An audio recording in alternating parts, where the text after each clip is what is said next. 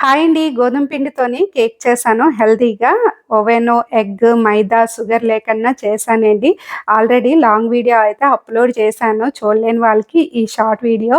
ఇక్కడ 2 కప్పులు గోధుమ పిండి వేసుకున్నాను. ఇది ఘీ వేసుకున్న టీ స్పూను. దీంతోని 2 టీ స్పూన్ల baking powder, half teaspoon baking soda వేసుకొని ఇలా జల్లించేసుకున్నాను పిండిలోన. ఇంకిక్కడేంచి మిక్సీలోనికి కప్పున్నర బెల్లం పౌడర్ అయితే వేసుకుంటున్నాను. 2 కప్పులు గోధుమ పిండికి కప్పున్నర బెల్లం అయితే స్వీట్ కరెక్ట్‌గా సరిపోద్ది. పావు కప్పు బటరు, పెరుగు పావు కప్పండి. ఫ్రెష్ పెరుగైతే తీసుకోండి. ఇందులోన ఇలాచి కూడా వేసుకోండి వెనిల్లా ఎసెన్స్ లేకపోతే. ఇంకిక్కడ నేను పిండిలోన కొంచెం కొంచెం వేసుకొని మిక్సర్‌తోనైతే కలుపుకుంటున్నాను. ఇది కొంచెం థిక్‌గా అనిపిస్తే మరిగించిన పాలు చల్లార్చినవి ఉంటాయి కదా! అవి కొంచెం కొంచెం వేసుకొని కలుపుకోవాలి. మరీ పల్చగా ఉండకూడదు, మరీ థిక్‌గా ఉండకూడదు, మీడియంగా ఉండాలి. ఇంకిక్కడ కొంచెం వెనిల్లా ఎసెన్స్ కూడా వేసుకొని కలిపేసుకుంటున్నాను.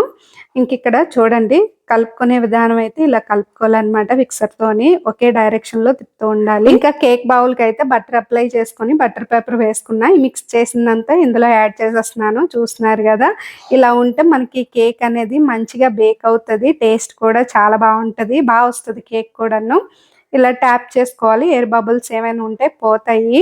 ఇంకా దీని మీద టూటీ ఫ్రూటీ, కిస్మిస్ గానీ, ఇంకా చెర్రీస్ ఏమైనా వేసుకోండి. నేనైతే డ్రై ఫ్రూట్స్ వేసుకుంటున్నాను. కాజు, బాదం, కిస్మిస్ అయితే కట్ చేసుకున్నాను. ఇలా వేసుకున్నాననమాట.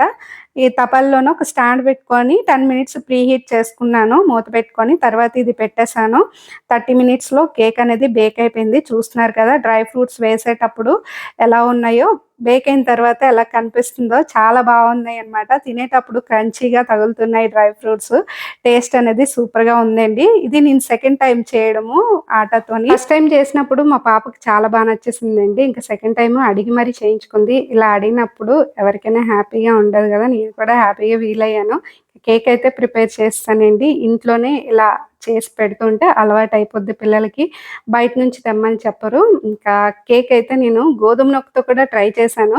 గోధుమ నూక కన్నా గోధుమ పిండితోనైతే బావుంది. గోధుమ నూకతో 3 టైమ్స్ అయితే చేశాను గానీ, గోధుమ పిండితో చాలా నచ్చిందండి. మా పాపకు కూడా నచ్చింది. ఇంకా కేక్ అయితే కట్ చేస్తున్నాను.